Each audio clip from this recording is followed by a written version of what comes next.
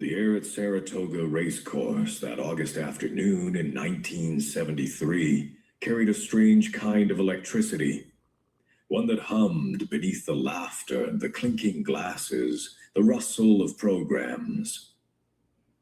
It was the kind of buzz that only comes when greatness is expected to show itself again. They had come for him. Secretariat, the chestnut titan, the horse who had shattered records and turned skeptics into believers, was back. Just months earlier, he had stormed through the Triple Crown with a brilliance that bordered on myth. 31 lengths at Belmont, they said. 31. It sounded less like a margin of victory, and more like a tall tale passed down through generations. But this was Saratoga. And Saratoga had a reputation. They called it the Graveyard of Champions, though on that day, few in attendance seemed to care about such whispers. Confidence surrounded Secretariat like a halo. The Whitney Handicap was supposed to be another chapter in his legend, another effortless display of dominance. In the paddock, Secretariat stood tall, his copper coat glowing under the sun. He looked every bit the hero people expected. Powerful, calm, almost regal. Trainer Lucian Lauren watched with quiet pride, though there was a flicker of concern behind his eyes. Secretariat hadn't been quite himself in training.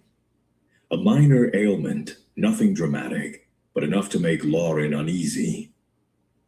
Still, greatness tends to erase doubt. And so they sent him out.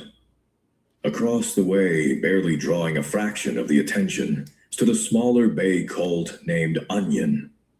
He was not built like a legend. He did not carry the aura of inevitability. But he had something else. Something quieter. Something harder to measure. Patience. Onion's trainer, Alan Jerkins, was known for pulling off the impossible. They called him the Giant Killer, a nickname earned not through luck, but through an uncanny ability to see cracks where others saw perfection. He had studied Secretariat. He knew the horse was coming off illness. He knew the pace could matter. And most importantly, he believed that if the race unfolded just right, just precisely enough, there might be a moment when the unbeatable could be touched. The horses made their way to the gate. The crowd leaned forward. The gates sprang open. Secretariat broke well, smooth, controlled, exactly as expected. He moved into position with that familiar ground-eating stride, his jockey Ron Turcotte guiding him with confidence born from months of triumph. Onion broke sharply, too. Right away, he went to the front. This was no accident. Jerkins had a plan, and Onion was executing it to perfection. Instead of letting Secretariat settle into his rhythm, Onion set the pace. Firm, honest, unrelenting. Not blazing fast, but fast enough to ask a question. Could Secretariat chase?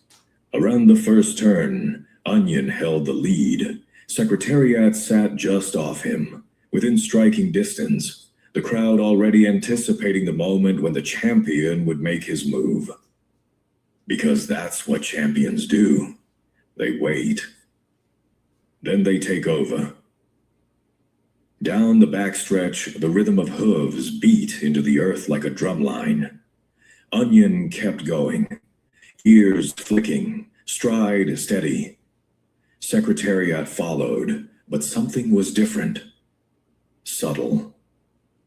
But there, he wasn't pulling. He wasn't surging forward with that familiar, overwhelming force. Instead, he seemed content to sit. Or perhaps unable to do more. Turcotte asked him gently, nothing dramatic, just a reminder. But the response wasn't what he expected. The gap didn't close. At the half-mile pole, a murmur rippled through the crowd. It was the sound of confusion, the first hint that something might not be unfolding according to script. Onion still led. Secretariat still chased, but the roles felt off. Around the far turn, the tension sharpened. This was where Secretariat usually transformed races into exhibitions. This was where he would unleash that devastating acceleration and leave others behind like they were standing still. Turcotte asked again, more firmly this time. Secretariat responded, but only slightly. He moved forward, yes. Closed a bit of ground. But the explosion never came. Up ahead, Onion kept going. Relentless, unyielding. His jockey, Jacinto Vasquez, rode with quiet confidence, sensing the moment but not rushing it.